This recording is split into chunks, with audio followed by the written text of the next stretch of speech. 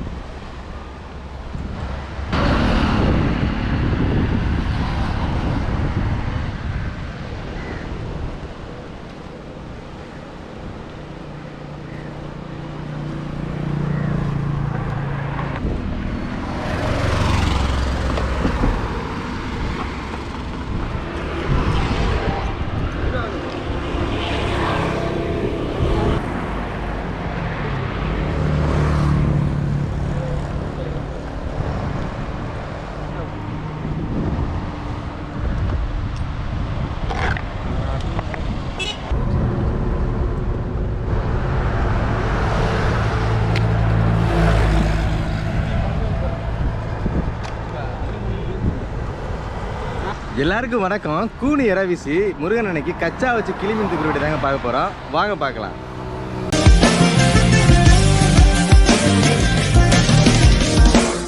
கடந்த சில நாட்களாகவே மீன்கள் எதுவுமே சரிவர மாட்டலைங்க. ஆமாம், நீரோட்டமும் பெருசாக நல்லா இல்லைங்க. ஆனால் இன்னைக்கு கொஞ்சம் பரவாயில்லாத இருக்குது. கிளி மீன்கள் நடமாட்டம் கொஞ்சம் இருக்கிறனால முருகன் அன்னைக்கு கிளி மீன் தாங்க தூண்டி வீசிக்கிட்டு இருக்காங்க.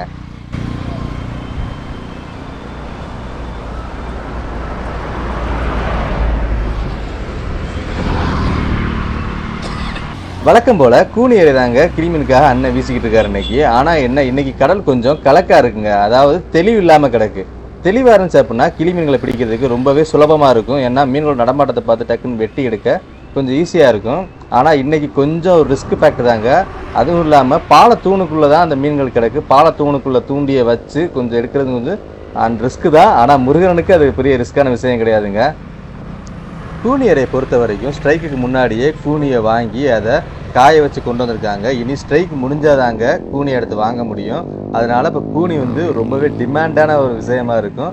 ஸோ அதை ரொம்ப பயம்பத்திரமாக தாங்க வீசுகிற மாதிரி இருக்கும். முதல்ல அப்படி கிடையாது. கிடைக்கும்போது டக்கு டக்குன்னு வாங்கிடலாம், காய வச்சுக்கலாம். ஆனால் இன்னும் ஸ்ட்ரைக் முடிகிற வரைக்குமே கூனி கொஞ்சம் ரொம்ப ரேர் தாங்க.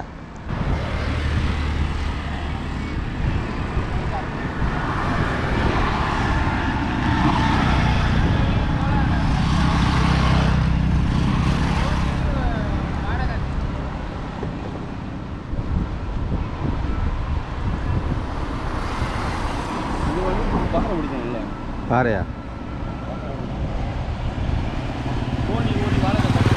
ஆமாம்.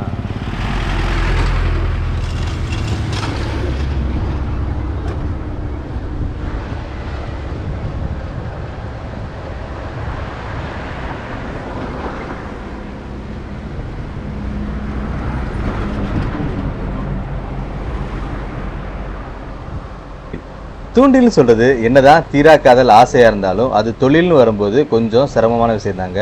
ஆமாம், இரவு மட்டும் தங்கியிருந்து எந்த மீன்களும் பிடிக்கலை அப்படின்னு சொன்னால் அது காலையில் நம்மளுக்கு கொஞ்சம் சங்கடத்தை உண்டு பண்ணும். அதுவும் இல்லாமல் விடிஞ்ச பின்னாடியே ஏதாவது மீனுக்காக தூண்டில் வீசலாம்னு சொல்லும்போது அப்பையும் மீன்கள் கிடைக்கா அப்படின்னா வெறுங்கையோடு போகிறது நம்மளுக்கு ரொம்ப சிரமமாக இருக்கும்.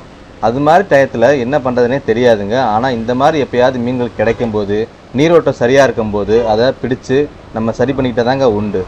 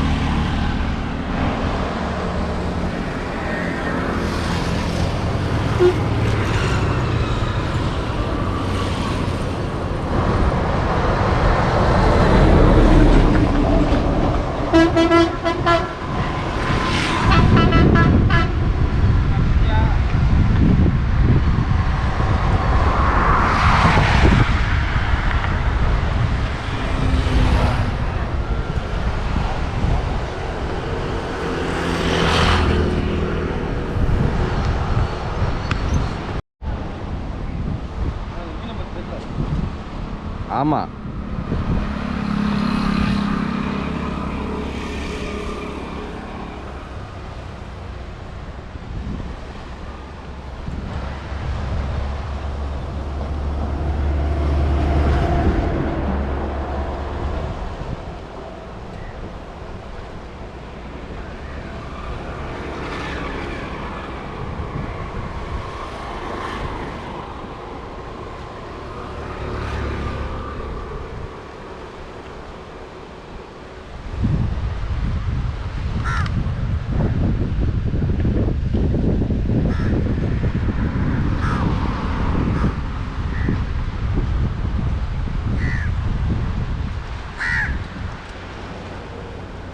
இவ்வளோ நேரம் காத்திருப்புக்கு முட்டுக்குள்ளே வச்சதுக்கு ஒரு மீன் கிடச்சிருக்குங்க. ஆமாங்க, கிட்டத்தட்ட பீஸ் மாதிரி தான் இருக்குது அதை பார்க்குறதுக்கு. ஆனால் அதை டக்குன்னுலாம் தூக்கிட முடியாது. கிளி மீன்களை பொறுத்த வரைக்கும் பீஸ் மாட்டினாலே கச்சா இறக்குறது தான் வழக்கம்.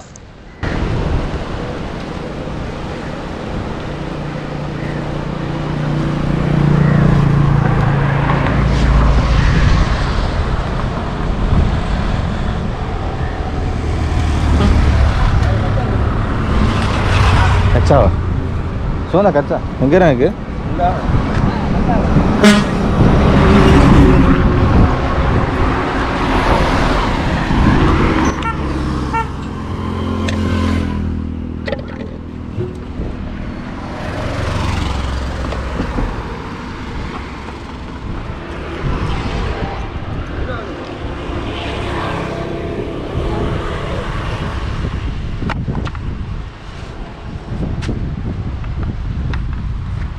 தம்பி கச்சா எடுப்பா அப்படின்னு சொன்னோன்னே வேகமாக போய் கச்சா எடுத்துட்டேன். அங்கேருந்து சுகந்தன் பார்த்து உதவிக்காக ஓடியான்ட்டாரு. சுகந்தன் மெதுவாக கச்சாவை இறக்க ஆரம்பிச்சிட்டாருங்க.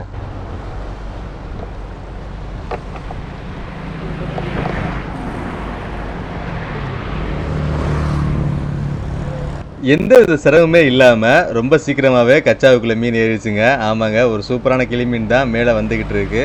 எப்பவும் சொல்கிற மாதிரி கிளி மீன்கள் கலர்லேயும் சரி அழகுலையும் சரி அடிச்சிக்கவே முடியாது. ரொம்ப சூப்பராக இருக்கும் மீன் பார்க்குறதுக்கு. மேலே வரட்டும் பார்க்கலாம்.